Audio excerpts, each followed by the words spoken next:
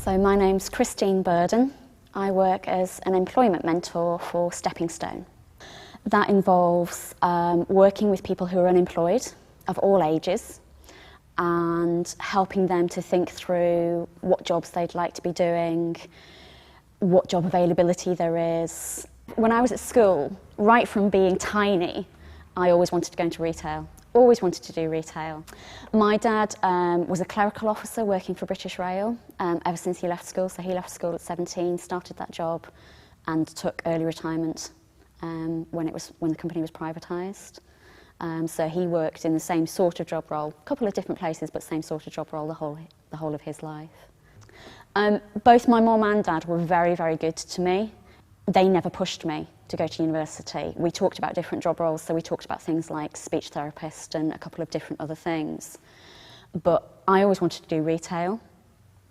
And from the point of when I got a part-time job working for Marks and Spencer's when I was in sixth form, they could see how much I loved it. They could see that I came home buzzing at the end of the work day, and they were just kind of like, if that's what you want to do, you go and do that.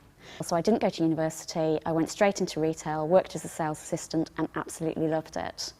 I then progressed from there because I realised if I wanted to afford to have my own house, I needed to earn more money. So I went up the ranks and worked as a concession manager and then a manager for different retailers. I loved retail, but I really struggled to be a manager. It was a very steep learning curve for me. I worked for Clark's on their management training scheme, which was excellent, and they gave a lot of training and support. But actually just managing people day to day, I found didn't work with my personality. It went against the grain of my personality. It didn't come easily to me.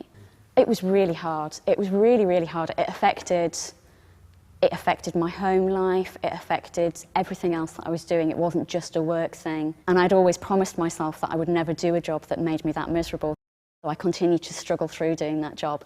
And I'm actually really glad I did, because I got to the stage where I could do it. I was never going to excel at doing that job, but I got to the stage where I could do that job. And battling through that learning curve that was like that meant that I gained a lot of confidence. It put me in situations that I wouldn't naturally... We don't put ourselves in situations that are particularly difficult very often. And that put me in situations that were difficult. And I gained a lot of confidence through doing that. When I decided I wanted to make a change, it was thinking, well, okay, what can I do? What changes can I make? And then I started to think about, well, actually, what transferable skills have I got? What skills have I got that actually would transfer to different types of jobs?